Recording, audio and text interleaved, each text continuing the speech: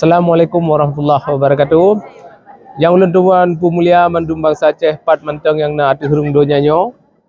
Musabab karap pu Desember lagi tadi pu Desember yang ke uro peringat macam mereka.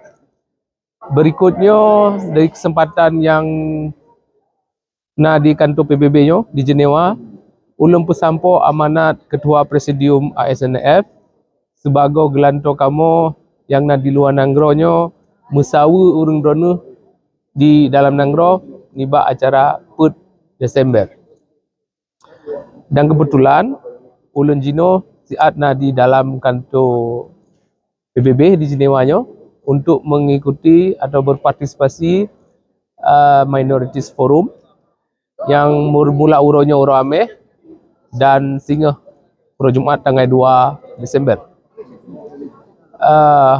Berikutnya ulun put narit amanat Presidium ASNL.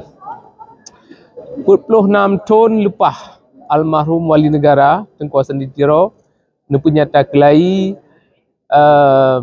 kemerdekaan bangsa Aceh leh niba bangsa asing yang kepenyata bak deklarasi PUT Desember tahun 1976.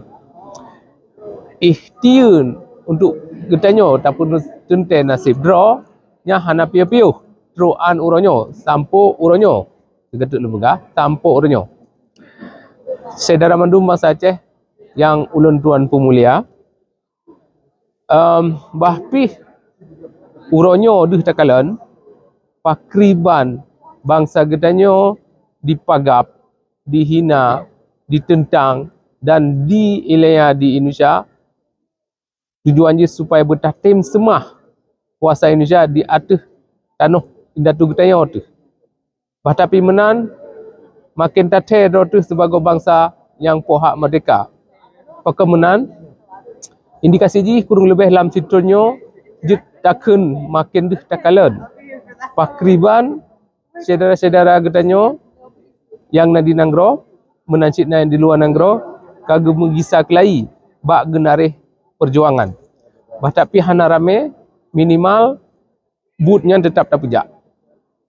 Tinggal jino tapu sari langkah supaya makin jite oleh musuh bahawa getanyo bangsa Aceh. Seketuk ulang bahawa getanyo bangsa Aceh kon bangsa lamit. Yang penting tak. Saudara mandum bangsa Aceh pat menteng yang jut dalam videonya dan saudara bangsa Aceh yang ulun tua pemulia dalam tunukunya ASNLF menancit dengan rakan-rakan lain tetap disambung but-but yang kaduh melaba ke perjuangan. Semangat yang tak dega ke Aceh merdeka perle tak pekong, perle tak udip kelai, tak udip sabai dengan ilmu yang sip dalam dempu perkara untuk pedang delat bangsa. Semoga dengan ikhtiar getanyo baik di dalam dan di luar Nanggro gerida oleh Putu Allah Subhanahu wa taala. Amin ya rabbil alamin.